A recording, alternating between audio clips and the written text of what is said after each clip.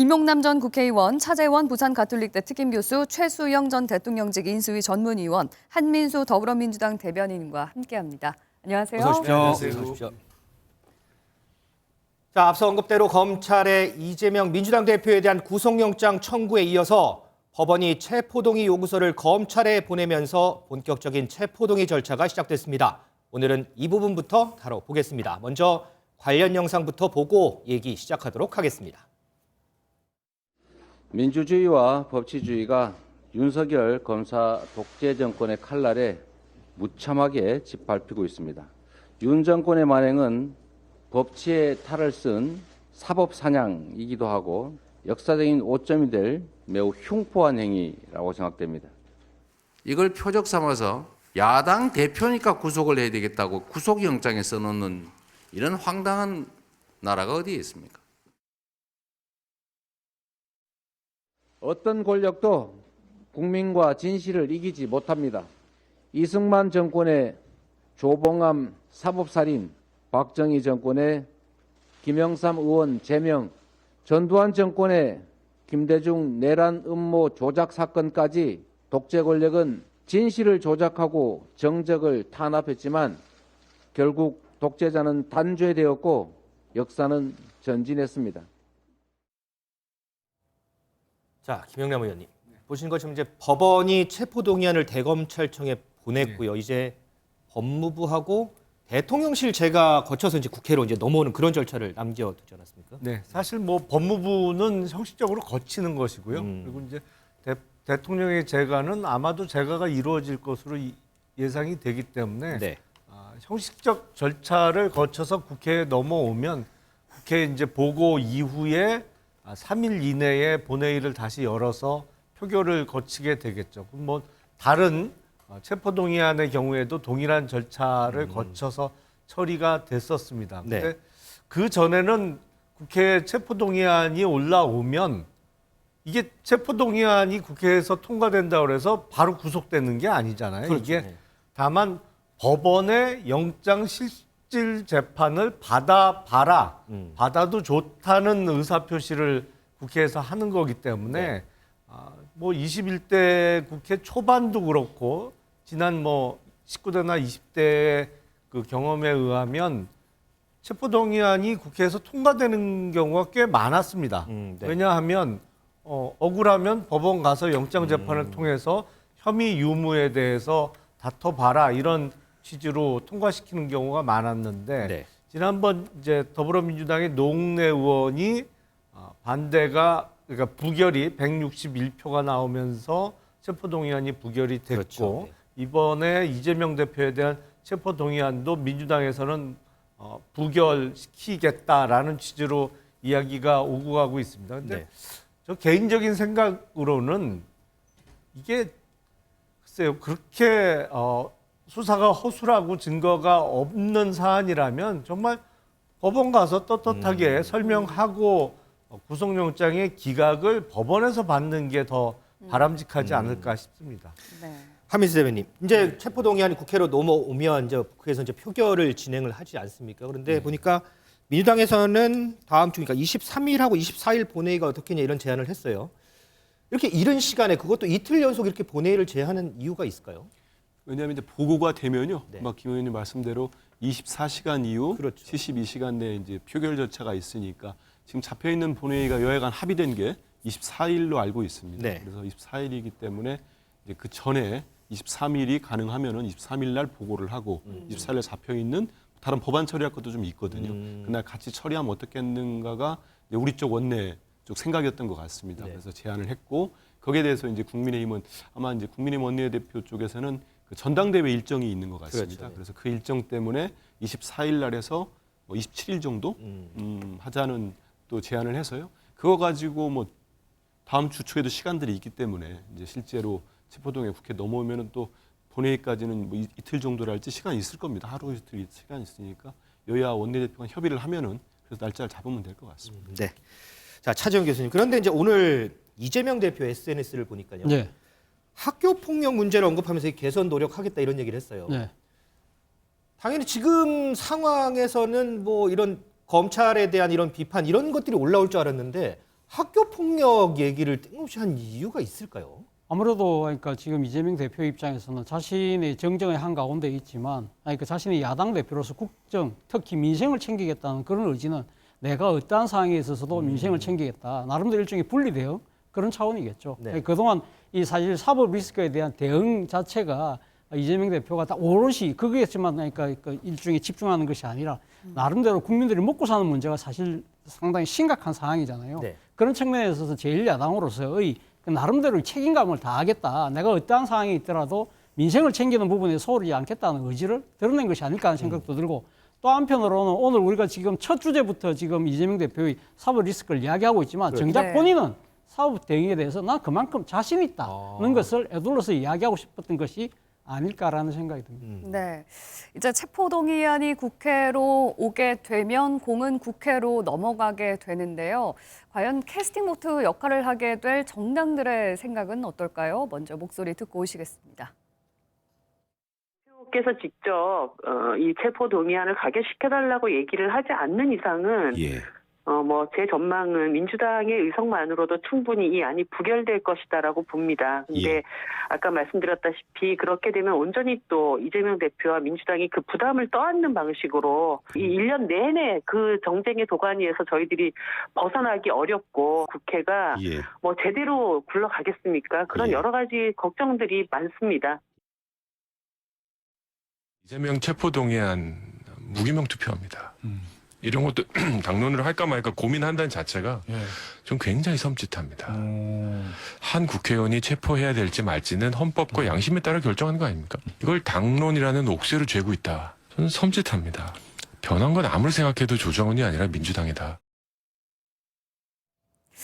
이재명 대표의 체포동의안 통과 여부, 저희가 여러 차례 전망을 좀 해봤습니다만 그동안 부결 가능성에 좀 많이 무게가 실리지 않았습니까? 최수영 의원님, 네. 변함 없으신지요? 저도 사실은 현실적으로 보면은 민주당에서 지금 이탈표가 나오기가 어려운 상황이라고 보여집니다. 왜냐하면 지금 바로 직전에 지금 어저께 국회에서 굉장한 규모의 또 집회를 하지 않았습니까? 그래서 네. 제가 보기에 지역위원장들까지 총동원 시킨 걸로 봐서는 단일도의 일체의 어떤 그런 전선의 이탈도 있어서는 안 된다 이런 생각을 한 것 같은데 네. 지금 지적한 대로 바로 이겁니다.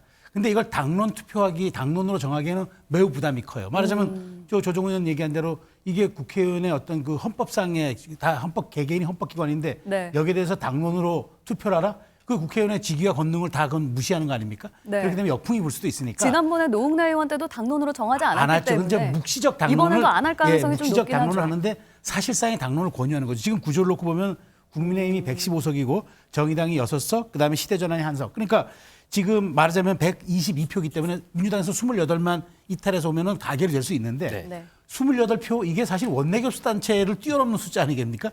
이렇게 나오려면 지금서부터 파열음이 나오고 균열이 나오고 어느 정도 예상이 돼야 되는데 민주당이 지금 계속 당내 어떤 이런 그런 또 단속이라든가 그다음에 네. 비명계 의원들 연쇄 접촉한다든가 하면서 사실상의 어떤 그런 표단속을 하고 있기 때문에 그거 불가능하고요. 저는 지금 그 정의당의 이정미 대표가 말한 대로 그거예요.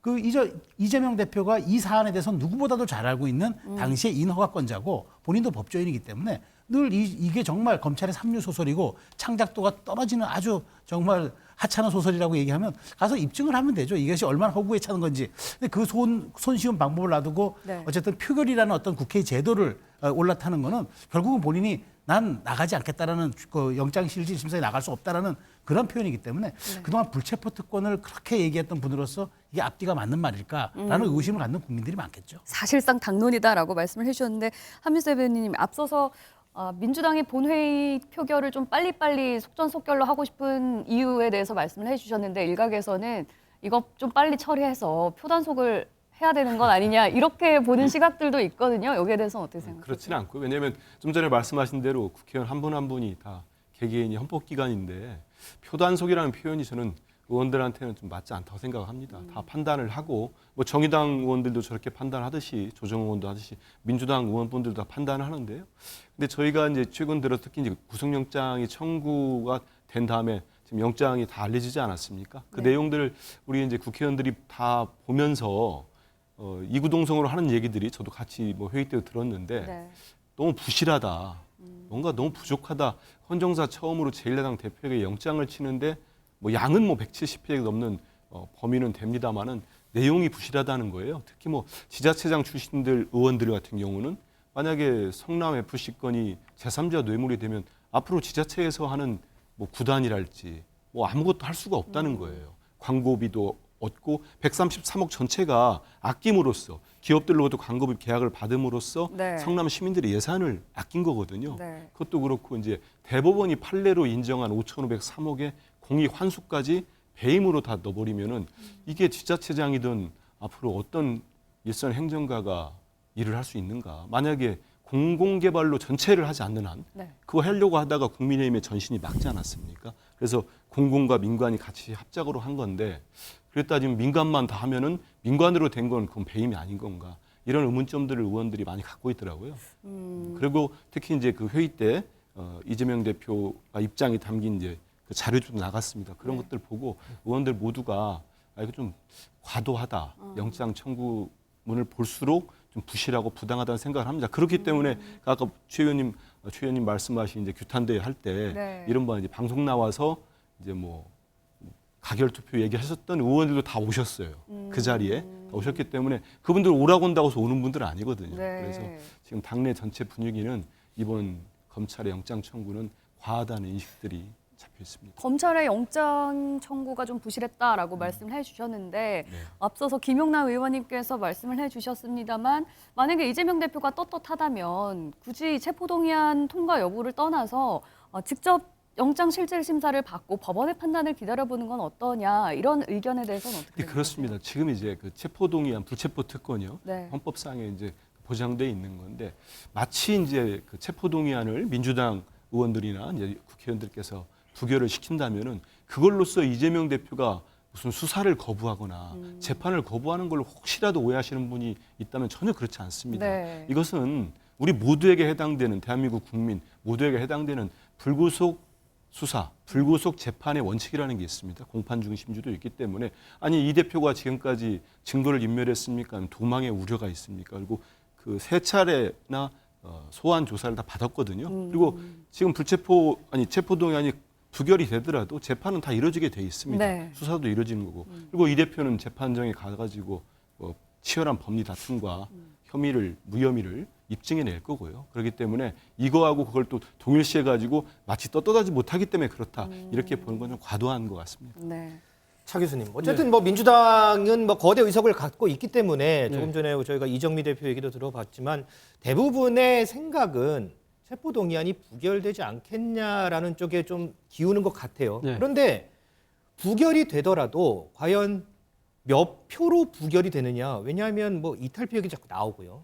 몇 표로 부결이 되느냐에 따라서 향후 민주당의 분위기 또는 이재명 대표의 입지 이런 부분에도 영향이 좀 있을까요? 그렇죠. 아무래도 그러니까 지금 28표라고 이야기를 했잖아요. 그러니까 만약에 이탈표가 그에 육박한다든지 뭐 그럴 가능성은 크지 않다고 하지만 그래도 누가 봐도 한 10표 정도 이탈했다고 한다면 상당히 또 분란의 소진이 있을 수 있겠죠. 그럼에도 불구하고 저는 사실 이탈표는 이번엔 거의 없을 거다는 생각이에요. 왜냐하면 앞서도 뭐 여러분들 말씀하셨지만 일단 지금 이재명 대표를 둘러싼 여러 가지 수사에서 결정적인 한 방이 없어요. 일종의 다 정황 증거고 또 이 관련된 증인들이 이 증언을 했다고 하더라도 그것이 소위 말해서 카드라는 전문 증언이잖아요. 네. 그리고 여전히 지금 증언이라고 핵심 증언이라고 할 수 있는 김만배, 정진상, 김용은 자신의 입장을 그대로 고수하고 진술을 번복하지 않았거든요. 네. 그리고 또 하나는 지금 윤석열 정부의 국정 운영 스타일이에요. 이 부분에 대해서 상당히 아마 지금 민주당 의원들도 상당히 불만이 많을 거예요. 지금 정부가 출범한 지 10달이 넘었는데 단 한 번도 야당을 야당답게 대우를 하지 않았다는 거예요. 그렇기 때문에 이런 상황에서 야당 대표에 대한 구속영장 청구 자체가 상당히 정치적 목적, 정치적 의도 때문에 행해졌다는 그러한 식의 생각들을 상당히 공유할 수밖에 없는 그런 상황이기 때문에 이러한 상황에서 민주당 의원들 입장에서는 첫 번째 구속영장 이 청구에 대해서 동의할 가능성은 저는 상당히 낮지 않을까라는 생각이 듭니다. 김 의원님, 지금 차 교수님은 이탈표가 거의 없을 거다라고 예측을 했는데 소위 비명계라고 꼽히는 조홍천 의원이 이런 얘기를 했단 말이죠. 지금 생각이 많다. 체포동의안 보고 결정하겠다 이런 얘기를 했는데 여기 속뜻은 뭘까요? 이게 비밀 투표로 이루어지잖아요. 그렇죠. 법안에 대한 찬성 반대는 다 이렇게 의원별로 표시가 되기 때문에 누가 찬성을 했는지 반대를 했는지 알 수 있습니다만 이 인사와 관련된 거는 다 비밀 투표로 이루어지기 때문에 네. 누가 불을 찍었는지 또 가를 찍었는지 알 수 없단 말이죠. 그러니까 나중에 표가 전체적으로 나와 보면 그걸 이제 분석을 해봐야 알 수 있는 건데 지금 의석 분포로 따지면 재재권이 지금 299명입니다. 네. 그리고 민주당과 입장을 같이 한다고 볼 수 있는 의원 수가 177명.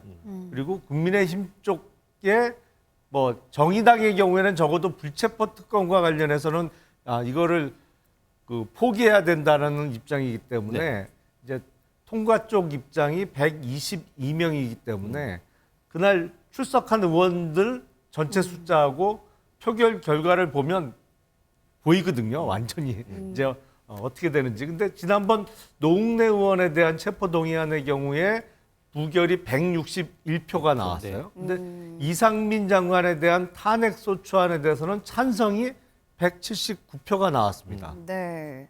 만약에 그렇다면 이게 지금 노웅래 의원이 얻은 부결표하고 이상민 장관의 탄핵 소추안에 찬성한 표 그 사이쯤 어딘가 나온다면 민주당이 대동단결했다. 이재명 평가할 수 있는. 대표에 대한 체포동의안 부결에 대동단결했다고 볼 수 있는데 네. 만약에 표결 결과가 161표보다 적게 나왔다. 부결표가. 네. 그러면 확실히 이재명 대표의 거취와 관련해서 당대표를 계속 이렇게 당대표의 사법 리스크를 당이 끌고 가는 게 맞냐. 이재명 대표가 빨리 어느 순간에는 당대표로서의 얼굴에서 좀 페이드 아웃해야 되는 거 아니냐라고 생각하는 의원이 숫자가 세지겠죠. 일각에서는 막 분당 얘기까지 나오고 있던데 이건 좀 너무 나간 얘기일까요? 어떻게 전망하세요? 체포동의안 표결 결과로 바로 분당이 이루어질 것 같지는 않고요. 네. 제가 보기엔 내년 이재명 4월 대표만. 총선을 앞두고 이 총선을 앞두고가 정당 내에는 에너지가 가장 끌어올릴 때거든요. 네. 그러다 보니까 이재명 대표의 거취 여부와 관련해서 분당의 움직임이 나올 수는 있겠죠. 지금 이재명 대표가 총선권을 쥐고 있기 때문에 만약에 부결되면 또 그 총선 공천권이 계속 가져가잖아요. 그것 때문에 의원들은 움직이기 쉽지 않을 거다라는 전망도 있던데. 각자 입장이 다 틀리겠죠. 이재명 당대표 체계가 계속 유지되길 원하는 의원들도 있을 거고 네. 좀 바뀌어야 다른 그게 생각할 공천의 의원들도 문제뿐만 있을 아니라 내년 총선에서 특히 수도권 선거와 관련해서 본인의 입장에서 네. 이재명 대표 체계로 총선을 치르는 게 적어도 수도권에서 유리하겠느냐 이거에 대한 의원 개개인의 판단이 다 다를 수 있을 것 같습니다. 네, 알겠습니다. 이번에도 체포동의안 표결에 앞서서 한동훈 법무부 장관이 구속 필요성에 대해서 설명을 할 것으로 보이는데요. 일각에서는 이 표결의 변수로 한동훈 장관의 입이 꼽히고 있기도 합니다. 그 이유가 뭔지 영상으로 먼저 보고 오시겠습니다. 구체적인 청탁을 주고받은 뒤 돈을 받으면서 저번에 주셨는데 뭘 또 주냐? 저번에 그거 제가 잘 쓰고 있는데 라고 말하는 노웅래 의원의 목소리, 돈봉투 부스럭거리는 소리까지도 그대로 녹음되어 있습니다. 지난번 노웅래 의원 같은 경우에는 민주당이 압도적인 반대표 던졌어요. 한 장관 발언 수위가 이례적으로 셌기 때문에 의원들을 자극했다. 이번에도 혹시 그럴 거라고 보세요? 저는 그럴 거 봅니다. 셀수록 세면 셀수록 의원들이 반감이 생길 것이다. 161표 넘어설 걸로 보십니까? 저는 그렇게 봅니다. 네, 지난번에 노웅래 의원의 체포동의안 표결 당시 한동훈 법무장관이 의원들을 향해서 설득을 했던 장면 보고 오셨는데요. 최성 의원님, 그때 당시에 한동훈 장관이 너무 지나치게 구체적으로 설명을 했기 때문에 이거 피의사실 공표 아니냐 여러 논란들이 있었습니다. 그런 것들을 의식해서 이번에는 발언 수위가 조금 낮아질지 전망을 해보자면 어떨까요? 발언 수위가 낮아진다기보다는 지난번 사안은 너무 단순했어요. 뇌물죄잖아요. 그러니까 말하자면 이제 그 입증하기도 쉽고 사안의 구조도 비교적 간단하지만 지금 이재명 대표한테 적시된 게 혐의는 5가지입니다. 네. 그럼 그 5가지를 다 일일이 무슨 공소장 공개하듯이 다 풀어서 설명할 수는 없을 거예요. 그러니까 사건이 이제 그때와는 완전히 양상도 다르고 규모도 다르고 성격도 다르기 때문에 지난번처럼 뭐 돈봉수 부스럭거리는 소리가 있고 뭘 잘 지난번 잘 뭐 주셨는데 또 주시냐 이런 얘기들은 이번에 못 할 거예요. 더군다나 이번은 제1야당에 대한 그 대표에 대한 체포동의안이기 때문에 네. 만일 한동훈 법무장관이 그런 너무 디테일에 너무 강조함으로써 오히려 민주당의 반감을 불렀다라는 또 평가가 나온다면 이건 한동훈 장관이 그런 국무위원으로서 받을 수 있는 적합한 평가들이 아닐 수 있기 때문에 네. 이번만큼은 제가 보기엔 조금 드라이하게 이른바 좀 안정적으로 이렇게 설명하고 그다음에 그 규범 내에서 크게 벗어나지 않는 선에서 설명할 것이다라고 저는 예측을 하고요. 네. 그다음에 어쨌든 한동훈 장관의 저렇게 발언 하나하나에 따라서 표결에 영향을 받는다라는 그런 지난번 분석이 나왔기 때문에 네. 이번에 한동훈 장관이 다시 그 평가에 들어가는 거는 본인의 여러 가지 입장을 위해서도 그것은 별로 적절한 일이 아니라고 판단할 수가 있어서 이번만큼은 저는 제가 보기에 그 제1야당 대표에 왜 이렇게 혐의를 받는지에 대해서 조목조목 깔끔하게 네. 군더더기 없이 정리해서 일목요연하게 설명해 주는 건 필요하지만 너무 디테일함을 자극해가지고 그것을 다 마치 그 국회 본회의장에서 까발리는 듯한 그런 네. 모습들은 오히려 제가 보기에 이번에 한동훈 장관이 택할 수 있는 그런 스탠스는 아닐 것으로 저는 전망합니다. 참 궁금한 건데 하미수 대변인. 지난번에 왜 정청래 최고위원이 한 장관 땡큐 하는 발언들 기억이 나거든요. 실제로 한 장관 발언 때문에 찬성 생각했다가 마음 돌린 의원들 진짜 실제로 있었어요. 어때요? 저는 직접 듣긴 했습니다. 듣긴 했는데 특히 국민의힘 의원 중에서도 좀 있다는 얘기까지 나오더라고요. 왜냐하면은 그 뭐 동료 의원에 대한 뭐 그런 동정심 그걸 떠나가지고 사실 당시 노웅래 의원이 한 2차례 정도 조사를 받았습니다. 근데 한동훈 장관이 그 국회 와가지고 되게 좀 전에 말씀하신 대로 피해사실 공표라는 논란까지 생길 정도로 자세한 내용을 얘기했거든요. 네. 그러다 보니까 노웅래 의원이 바로 이제 반박하는 입장문을 냈는데 내가 이렇게 출두에 조사받을 때 이런 내용 전혀 없었다. 조사할 때도 묻지 않은 얘기를 가지고 일방적으로 발표를 해버리면 내 입장, 나의 방어권은 어떻게 되느냐 이런 얘기까지 했거든요. 네. 현장에서 있었던 많은 의원들이 돈봉투 부스럭거리는 소리에 정말 실소를 넘어서서 좀 분노하는 의원들 좀 있더라고요, 실제로. 그래서 아마 노웅래 의원 가표를 던지려고 했던 의원들 중에도 한 장관의 이제 구체적인 그런 피의사실 적시랄지 어떤 제안 설명을 듣고 마음을 바꾼 분도 있는 것 같습니다. 언론인들도 많이 이렇게 보고 있고요. 근데 제가 듣기로는 한동훈 장관이 이번에 더 자세하게 더 길게 하려는 움직임이 있다는 그런 얘기들이 들리더라고요. 뭐 언론인들 그래요? 통해 가지고 들리는데 저는 뭐 한 장관이 평소 이제 국회 와서 이렇게 여러 가지 기자들 질문이랄지 의원들 간의 질답에서 보이는 태도나 성정을 보면은 충분히 그럴 가능성이 있다고 봅니다. 근데 그런 모습들이 우리 국민들 특히 지금 뭐 민주당 의원뿐만 아니고 많은 의원들께서 이번 구속영장 이미 어차피 다 돌아다니고 있으니까요. 다 읽어본 분들이 이 정도 구체적으로 입증이 안 되는 거 가지고 장황하게 말은 많이 써놨지만 이 대표에 대한 입증이 없는 상태에서 영장까지 치고 또 한 장관이 또 오셔가지고 지난번처럼 뭐 이상한 표현들 써가면서 이 대표 야당 대표 공격하는 모양새를 띈다면 그 역시 반감을 가져오거나 비판을 받을 수 있겠다 이런 생각이 듭니다. 차 교수님, 저희가 네. 이제 조금 전에 양분한 민주당 법률위원장 얘기도 들어봤지만 한동훈 장관의 얘기가 셀수록 반대표가 더 많이 나올 것이다 이렇게 예측을 했어요. 네. 일각에서는 지금 이번 이 대표 체포 동의안 표결 변수가 한동훈 장관의 발언이다라는 얘기, 이제 예상도 나오는데 좀 전에 한미수 대변인이 이번에 더 자세하게 더 길게 할 거라는 얘기도 있더라라고 얘기를 했잖아요. 이게 변수가 될까요? 저는 뭐 큰 변수가 안 될 거라고 봅니다. 앞서도 제가 말씀드렸지만 어차피 이번 지금 체포 동의안에 대한 임하는 민주당의 자신은 일종의 소위 말해서 단일 대우를 완전히 형성하고 있는 것처럼 보이거든요. 그렇기 때문에 사실 그래서 이 지금 한동훈 장관이 어떤 식의 설명을 한다고 해서 그것 때문에 민주당 의원들이 표심이 왔다 갔다 한다 그 정도 사안은 아닌 것 같고요. 그럼에도 불구하고 한미수 대변인이 이야기한 것처럼 저는 한동훈 장관이 꽤 자세하게 아주 길게 아마 체포동의안의 표결 필요성을 강하게 이야기할 거라고 봅니다. 왜?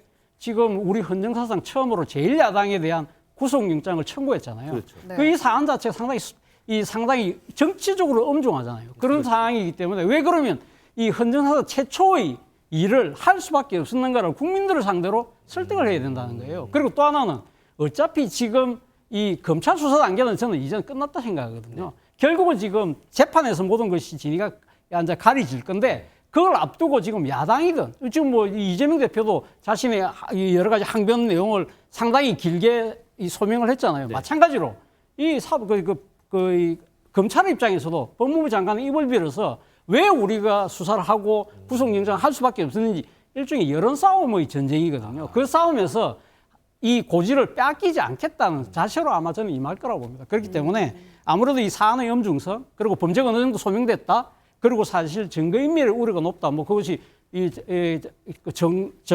정성호 의원이 뭐 이 주요 이 지금 그 피의자들 면회 가서 뭐 했다. 그런 이야기까지 일일이 다 하겠죠. 결국 여론 싸움이에요. 그렇기 때문에 한동훈 장관이 자기 할 말 다 할 겁니다. 네, 여론전에 돌입할 거다라고 말씀을 해주셨는데 그 말씀대로 당대표의 구속위기에 처한 민주당, 지금 당 내에서는 표단석에 나서고 있지만 밖에서는 여론전에 돌입을 한 모습입니다.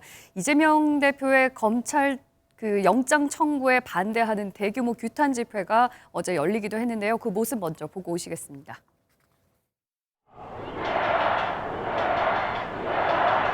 검사 독재, 야당 파괴, 민주말살 규탄한다.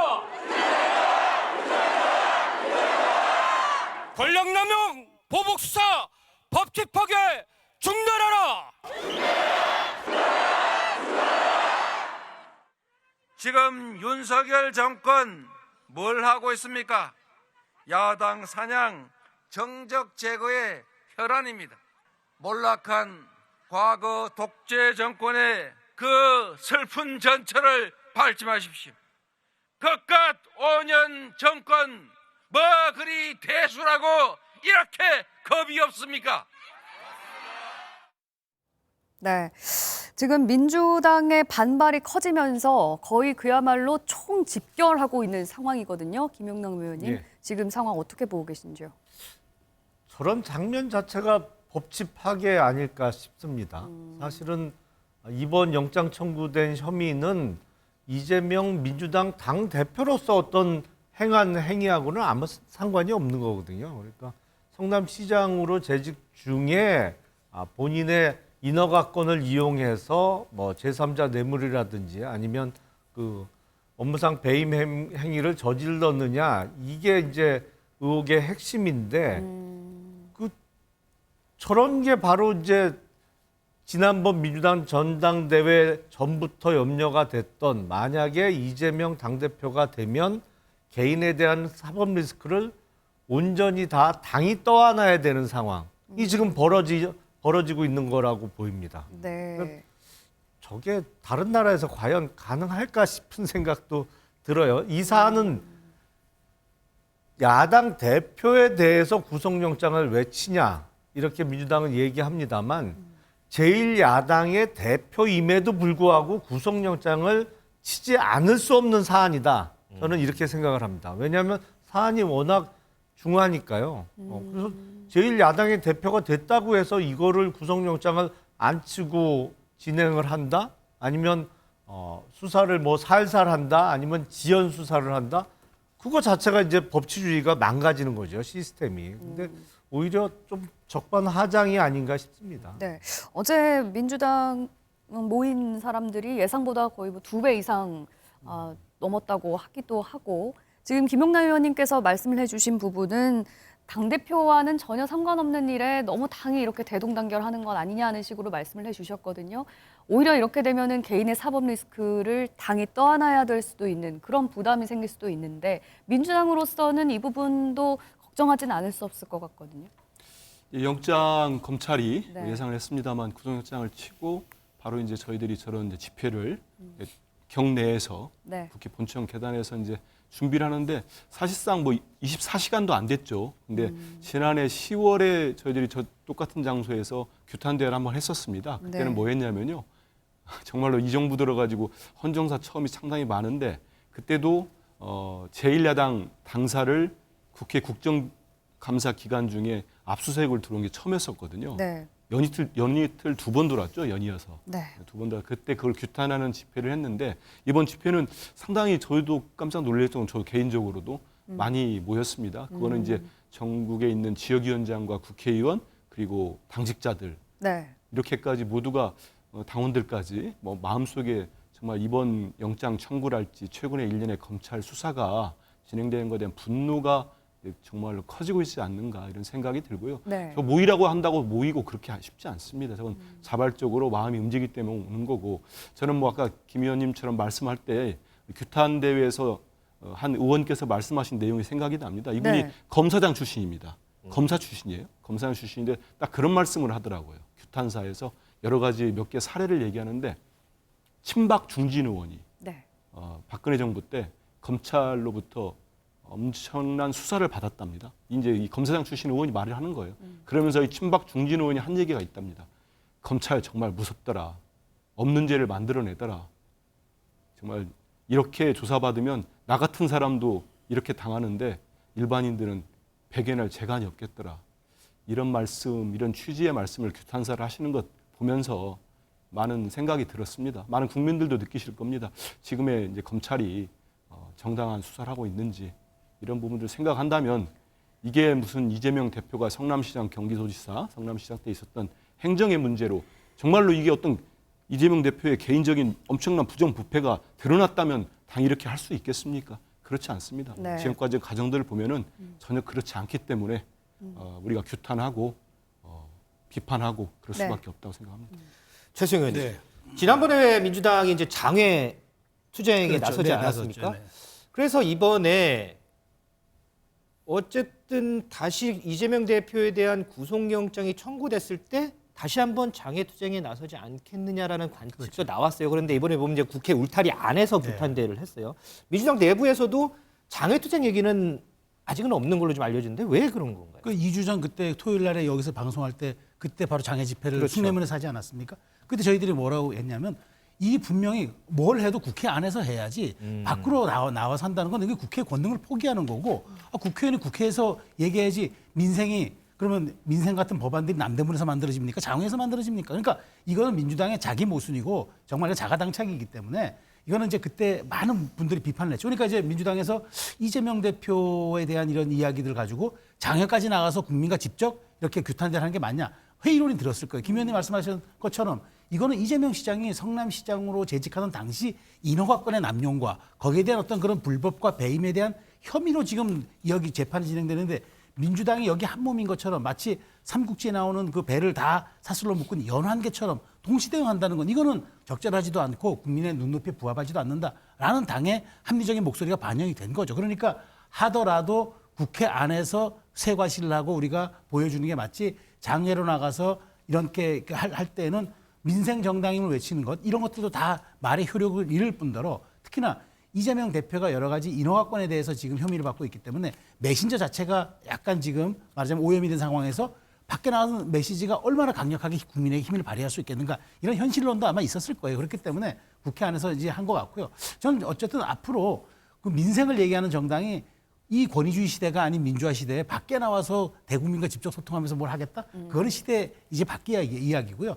지금의 검찰권이 그렇게 과거처럼 군사독재 시절처럼 남용되는 것도 아니기 때문에 저는 이런 부분에 대해서 적절한 비판의 수위는 야당 대표에게 지금 영장이 쳤기 때문에 야당 입장에서 할 수는 있으나 과도한 선을 넘는 대응은 오히려 총선을 앞둔 국민의 역풍을 부를 수 있고 특히나 중도 성향의 주유권자들은 여기에 대해서 반응하지 않을 가능성이 매우 높다고 저는 생각합니다.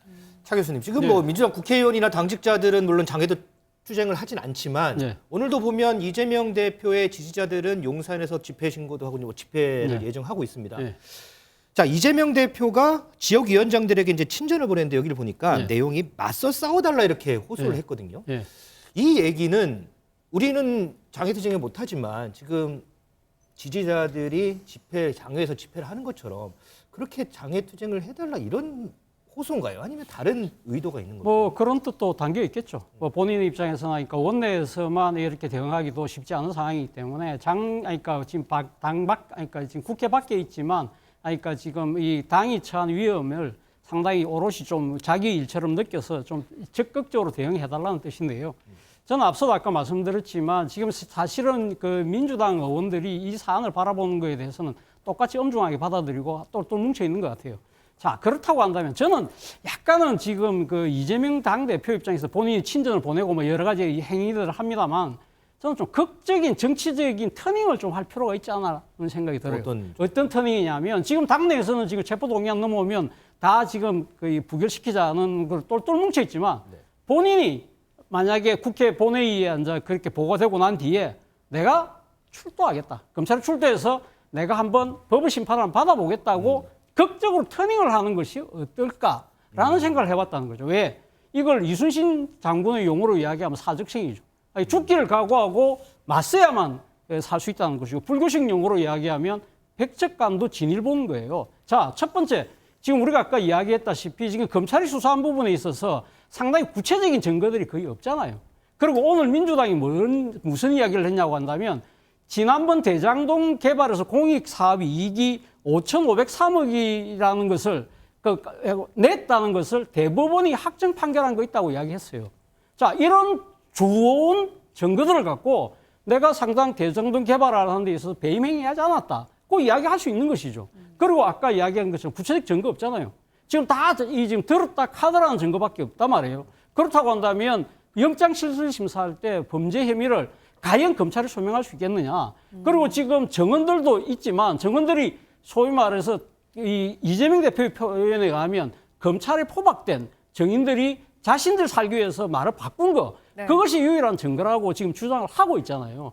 그런 부분도 있고, 또 하나는 뭐냐면 사실 이번에 만약에 지금 체포동의안이 부결되고 나면 그럼 검찰이 포기하나요? 그럼 지금 백현동, 변호사비, 네. 대북송금 줄지러 올 거 아니에요. 그럼 계속적으로 방탄 프레임 속에 스스로 빠지는 거예요. 본인이 만약에 지금 나가서 이번에 영장실질심사에서 기각을 시키게 되면 네. 본인 정치적 승리를 거두잖아요. 물론 발부될 수도 있죠. 발부될 수 있지만, 그러나 발부된다고 해서라도 지난번 서욱 전 국방부 장관, 그리고 네. 김홍희 전 해경청장 같은 경우는 구속영장 실질심사에서 구속영장이 발부됐지만 며칠 뒤에 구속 적부심을 통해서 다시 또 석방돼서 지금 이 풀려난 상태에서 재판을 받고 있거든요. 네, 네. 자, 이런 여러 가지 변수들이 남아있다는 거예요. 그리고 무엇보다도 중요한 부분이 그거라는 것이죠. 그러니까 나의 정치적 생명 때문에 위험을 빠뜨리지 않고 내가 정말 정정당당하기 때문에 나는 죽기를 각오하고 법의 심판대에서 내가 한번 도전해서 한번 내 스스로 한번 돌파해 보겠다는 그런 의지, 그런 부분에서 만약에 구속이 된다 하더라도 저는 상당히 국민적인 여러 가지 동정 여론에 의한 정치적 후폭풍이 사실은 검찰에게 갈 가능성이 더 높다고 봐요. 그런 정도의 생각을 한다면 저는 정치적으로 그런 승부수를 던지는 것이 네. 소위 말하는 민주당 내에서 많은 사람들이 이야기하는 바보 노무현의 정신과도 저는 부합된다고 생각해요. 그럼 민주당 대변인 입장에서 지금 차지원 교수의 이 생각은 어떻게 생각하세요? 네. 차 교수님이 막 여러 가지 의견 내셨는데요. 아무튼 잘 여러 가지 상황 좀 보겠습니다. 아니, 방법은 두 가지가 있습니다. 그러니까 24일이 됐던 27일이 됐던 본회의에 체포동의안이 올라왔을 때 네. 이재명 대표가 이거 통과시켜 달라. 내가 법원 영장재판에 가서 나의 무고함을 입증하고 기각받아서 오겠다 할 수도 있고요. 네. 아니면 지금이라도 가능한 방법은 이거 국회 표결 붙이지 말고 네. 임시 국회가 2월 28일자로 끝나거든요. 네. 현역 국회의원의 불체포 특권은 회기 중에만 있는 겁니다. 네. 내가 3월 1일 이후에 법원 영장재판에 출석할 테니 네. 이번 임시국회 회기 중에 이거 표결 처리하지 말아달라 하면 되는 거예요. 방법은 얼마든지 있습니다, 사실은. 네. 그러니까 2019년에 비슷한 사례가 있었잖아요. 그때 이제 국민의힘 권성동 의원, 네. 그때 새누리당이었죠. 네. 새누리당이었죠. 그때 이제 강원랜드 채용 비리 사건으로 이제 조사를 받으니까 이게 이제 국회 검찰이 이제 체포동의안을 보내려고 하니까 보내지 마라. 내가 직접 출두해서 내가 소명하겠다 해서 영장실질심사에 가서 그 구속이 안 됐어요. 그리고 네. 결국 재판을 통해서 무죄를 입증받았어요. 그런 사례. 특히 그때도 권성동 의원도 국회 법사위원장을 지냈던 중진이었고 그다음에 법률 가족 상식이 있는 변호인 출신이었기 때문에 본인 자신 있으니까 무죄임을 확신하니까 그렇게 대응했던 거 아닙니까? 결국 판결을 받아냈고 저는 똑같다고 봐요. 이재명 대표도 매우 이 사건에 대해서 본인만큼 잘하는 사람이 없고 네. 본인도 법조인이니까 당당하게 이건 내가 임하겠다라고 삼류소설이라고 하니까 내가 아주 그 논리의 허구성을 입증하겠다라고 하면은 정말 이렇게 되면 저는 이재명 대표의 정치 인생에서는 어마어마한 사실은 또 큰 자산이 될 수도 있기 때문에 한번 고려해볼 필요는 있을 것 같습니다. 여기 계신 네 분 중 세 분께서는 이재명 대표가 영장 심사를 직접 받는 것이 낫다라고 판단을 하셨는데 과연 이재명 대표는 어떤 선택을 할지 좀 지켜봐야 될 거고요. 그렇다면 검찰이 적시한 구속영장 청구 내용이 어떤지 좀 자세히 살펴보도록 하겠습니다.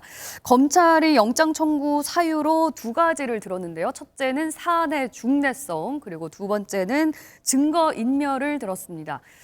구속 필요성을 강조하면서 시정농단, 내로남불, 아시타비 이런 이례적인 말이 등장하기도 했는데 김용남 의원님, 영장에 이런 단어들이 쓰였던 적이 있는지 궁금하거든요. 그러니까 구속영장을 보면 뭐 제일 중요한 거야 범죄 사실이죠. 네. 지금 이제 의혹을 받고 있는 범죄 사실을 쭉 적시한 다음에 보통은 뭐 한두 페이지 정도 붙여서 구속을 해야 되는 필요성에 대해서 설시를 합니다. 네. 그러니까 뭐 어떠한 뭐 조사받을 때 부인으로 일관하면서 네. 아니면 또 이 사건 관계자와의 연락을 시도해서 진술 번복을 권유했다든지 뭐 이런 내용을 쓰거든요. 보통은 객관적이고 좀 사실에 기반한 단어들 위주로 그렇죠. 사용하지 않습니까? 예. 근데 이제 이번 구속영장의 뒷부분에 붙어 있는 구속의 필요성 부분에 대해서는 네. 평가라고 볼 수 있는 단어들이 좀 많이 쓰인 것 같아요. 약간 주관적인 판단이 예. 들어갈 수도 있는. 그래서 저는 이런 거는 조금 바람직해 보이진 않습니다. 그러니까 법률가로서 법률 문장을 쓸 때는 네. 상당히 객관적인 사실을 설명해주고 법률적인 표현 외에는 좀 드라이하게 작성하는 게 맞지 않나 싶고 네. 이게 이제 주관적 평가라고 볼 수 있는 부분은 최소한 하는 게 맞는 것 같은데 네. 쓰다 보니까 가끔 그런 경우가 있거든요. 저희도 이제 사람이다 보니까 감정이 소위 들어간 건가요? 필 받는다고 하는 거죠. 이렇게 쭉 쓰다 보면 이렇게 네. 쭉 문장을 이어가면서 조금 사족이 붙은 거 아닌가 싶습니다. 그런 거는. 네. 뭐 한민수 대변인님께서는 앞서서 영장이 너무 부실했다라고 말씀을 해주셨습니다만 어떻게 보셨는지 이게 또 좀 궁금한데요. 과하죠. 내로남불, 뭐 아시타비, 인허가 장사라는 표현도 있는 것 같더라고요. 네. 근데 검찰이 수사를 통해서 증거를 할지 명확한 물적 증거를 통해서 영장도 치고 청구하고 그다음에 수사를 해나가는 거지. 이런 것들 때문에 저는 지금의 검찰 수사가 많은 분들로부터 어떤 정치적 행위다. 네. 이런 뭐 기획 수사냐 이런 비판을 받는다고 봅니다. 이게 너무 과한 것 같아요. 그다음에 이 구속 앞부분에 보면은 뭐 성남시장 뭐 이렇게까지는 뭐 할 수 있습니다. 그 당시 사안을 갖고 한다고 하지만 네. 뭐 국회의원이자 제1야당의 대표로서 정치 권력자 중 한 사람이기 때문에 구속이 필요하다고 쓰는 거예요. 네. 이건 어찌 보면은 많은 이들로부터 저도 의심이 든 겁니다. 이번 수사가 정말 정치적 배경이 있는 우리 민주당과 많은 국민들이 비판하는 정말 민주당을 파괴를 하고 정적을 제거하려는 수사 아닌가. 이런 게 은연중에 다 이런 영장에 드러나고 있다고 봅니다. 또 그중에 하나 또 전 민주당 우리 의원들이나 민주당이 똘똘 뭉칠 수밖에 없는 계기 중에 또 하나가 뭐가 있냐면요. 네. 뭐 대표 말고도 뭐 김태년, 윤영찬 의원 이렇게 이름들이 들어있어요. 네. 민주당 의원들이.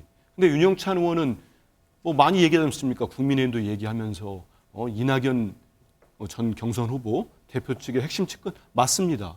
그분들이 대장동 제기했다고 막 주장하잖아요. 근데 그 의원이 또 들어있어요. 또 김태년 의원도 들어있고. 근데 두 분 다 강하게 지금 혐의를 부인하고 있습니다. 그러면 현역 의원들을 그 영장에 마구 집어넣을 때는 최소한의 조사는 하고 넣어야 되는 거예요. 저번에는 남욱 씨인가요? 유동규 씨인가 누군지 정확히 기억이 안 나는데 이광재 의원 또 이름을 얘기했어요. 네, 근데 이광재 의원이 바로 반론 입장문을 냈습니다. 자기는 대장동을 이번에 알았다. 이런 식의 검찰 수사와 진술들 때문에 좀 무고한 피해자들이 너무 많이 나오겠다는 생각이 들고요. 네. 이러다 보니까 영장 자체가 심하게 얘기하면은 뒤죽박죽 막 엉망진창이 된 것 같아요. 이 영장 가지고 제1야당 대표를 인신 구속하겠다. 김진표 국회의장도 말씀하지 않았습니까? 국회의원의 신병을 확보하고 인신 구속하는 건 정말 신중할 필요가 있다 했습니다. 그래서 아까 세 분도 말씀하셨지만은 네. 지금 저런 검찰 이런 엉뚱하고 엉망진창인 영장을 때려놓고 청구해놓고 빨리 나가서 받아봐라. 대표가 수사를 안 받겠다는 것도 아니고 재판을 받고 혐의를 입증하겠다고 하는 거니까 네. 검찰의 잘못된 부분부터 지적하는 게 맞다고 생각합니다. 네. 그 부분은 조금 오해가 있으신 것 같습니다. 그러니까 그 이재명 대표가 제1야당의 대표로서 영향력이 막강하다. 뭐 이러면서 설씨를 그 기재를 하게 되는 거는 박근혜 전 대통령에 대한 구속영장을 보면 바로 이해가 돼요. 왜냐하면 그 구속영장에 보면 대통령으로서 국정 전반에 대한 막강한 영향력 그리고 사건 관련자들에 대해서 어쨌든 유무형의 어떠한 영향을 끼칠 수 있는 점에 대해서는 상세히 설명을 해놓거든요. 그러니까 지금 이재명 대표는 제1야당의 대표가 어딜 도망을 가겠느냐, 왜 잡아넣으려고 하느냐 그러는데 그런 논리라면 박근혜 전 대통령은 어떻게 구속이 됐어요.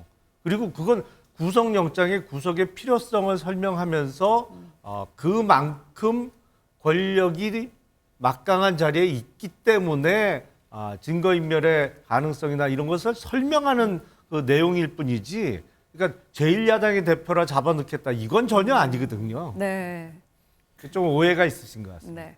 자, 그러면 차 교수님. 지금 검찰이 주장하는 구속 필요성들 좀 하나씩 보면 그중에 하나가 범행을 부인하고 진술서만 제출한 점, 이 부분을 꼽거든요. 근데 여기에 대해서 이제 이재명 대표가 진술은 권리에 따라서 이뤄진 것으로 적법하다 이렇게 반박을 하고 있는데, 왜 앞서 이제 세 차례 검찰 조사를 받으면서 이재명 대표가 진술서로 가름을 하고 구체적인 혐의에 대해서 이제 언급은 하진 않았잖아요. 이 부분도 상당히 영향을 많이 끼친 걸로 봐야 될까요? 검찰 입장에서는 상당히 중요하다고 생각을 하는 것이죠. 그러니까 지금 본인의 혐의를 전부 다 전면적으로 부인을 하고 있고, 또 하나는 지금 이 정인들에 대한 해유 뭐 그런 부분들도 지금 이야기를 하고 있지 않습니까? 그렇기 때문에 사실은 그러니까 지난번에 세 차례 나와서 검찰에 이 나름대로 진술을 자기 나름대로는 했지만 사실은 진실을 말하려는 뜻이 전혀 없다. 소위 말해서 이제 법정용어로 개전의 정이 전혀 없다는 것이죠. 검찰은 어차피 이재명 대표가 중요한 범법을 행했다고 생각하기 때문에 이러한 부분들을 강조해야만 영장실질심사 같은 경우에, 그러니까 지금 판사가 받아들이기에 상당히 자신의 혐의를 부정하고 그렇기 때문에 증거를 인멸할 가능성이 크고 도저히 우려가 있다고 아마 판단할 가능성이 높다고 그렇게 이야기를 하는 것 같아요. 그럼에도 불구하고 저는 조금 이런 부분들이, 저는 뭐 상당히 법률 전문가는 아니지만 조금 이해가 안 되는 부분이, 이 사실은 뭐 지금 어떤 피의자라도 하더라도 네. 아마 이 검찰 수사 단계에서는 자신에게 다 유리하게 진술할 수밖에 없는 거잖아요. 실제 또 이 지금 우리 법적으로도 진술 거부권이 이 분명히 명시되어 있는 상황이기 때문에 이러한 부분들은 물론 이제 법적으로 다툴 경우에는 이제 이 검찰에서 피해자에 대한 구속의 필요성을 위해서 이런 이야기를 하긴 합니다만, 과연 이러한 부분들을 법은 어떻게 판단할 것인가? 이건 어차피 피의자의 엄연한 권리인데 네. 이런 부분을 갖고 구속을 사유라고 주장하는 부분에 대해서 과연 소구력이 있을까라는 생각을 해봤습니다. 최승현 의원님. 지금 어쨌든 대통령실에서는 지금 이재명 대표 구속영장 청구에 대해서 공식적인 입장은 내놓지는 않고 있어요. 그런데 익명의 대통령실 고위 관계자 발언이 보도되면서 이게 논란을 좀 듣고 있는데, 구속영장 청구는 한 번으로 끝나지 않을 것이다, 이런 발언이에요. 자, 대통령실의 고위 관계자 발로 이런 발언들이 보도된다. 이거 어떻게 좀 보세요? 그렇죠.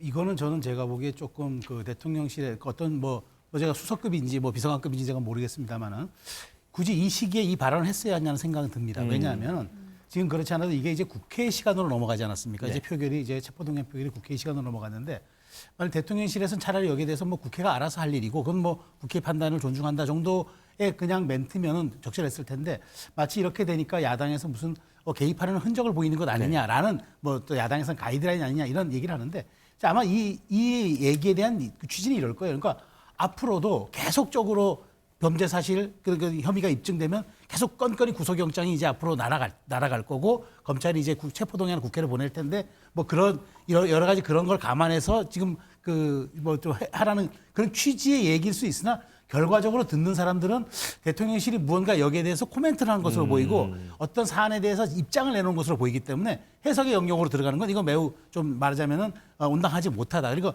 특히나 시기적으로도 이제 이 체포동의안이 이제 국회 시간으로 한 일주일간에 이제 처리가 될 텐데, 네. 만약 대통령실이 여기에 대한 입장을 내는 것으로 본다 그러면은 저는 제가 보기에는 이거는 조금 타이밍적으로도 그렇고 뭐 물론 이제 익명의 코멘트이기 때문에 누구나 적시할 수는 없겠습니다만은 저는 제가 보기에 굳이 이런 것을 했어야 했을까라는 그런 아쉬움은 듭니다. 그러면 이 발언, 이 보도된 발언에 대해서 대통령실이 공식적으로 해명을 해야 된다고 보세요? 뭐 굳이 해명 이게 공식적인 입장이 아니었고 사견을 전제로 했다고 제가 보도를 봤거든요. 사견을 전제로 했기 때문에 이 부분에 대해서 굳이 별도의 대통령실 입장은 낼 건 없죠. 왜냐하면 공식 라인의 이야기거나 대통령 워딩이 아니었기 때문에 이 부분에 대해서는 굳이 내진 않아도 앞으로 이런 부분에 대한 좀 참고 사례는 삼았으면 좋겠다는 생각입니다. 대통령실에서도 이 고위 관계자 발언 보도에 대해서는 공식 입장이 아니다라고 선을 긋고 있는데 민주당에서는 좀 강하게 반발을 하고 있어요.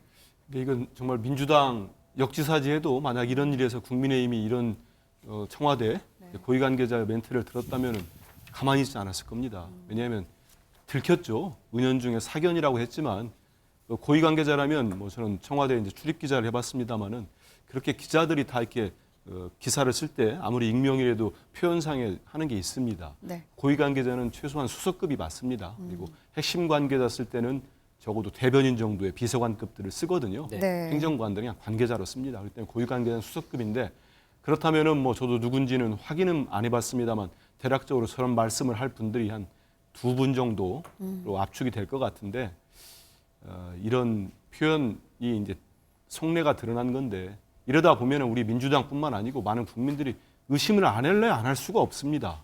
결국은 대통령실이 이 모든 수사, 야당 탄압하고 검찰을 앞세워서 수사하는 것들의 배후 아닌가, 컨트롤 타워 아닌가. 아니 국회에서 정말로 적법한 절차에 따라 체포동의안이 됐던 뭐가 됐던 다 처리하면 되는 거 아니겠습니까? 왜 대통령실은 자기들 당 전당대회뿐만 아니고 모든 걸 다 간섭하려고 합니까? 그리고 모든 걸 지휘, 통제하려고 합니까? 특히 정말 공정성과 형평성이 핵심인 검찰 수사마저도 네. 이렇게 한다는 거는 도저히 제 상식으로는 용납할 수가 없습니다. 네, 알겠습니다.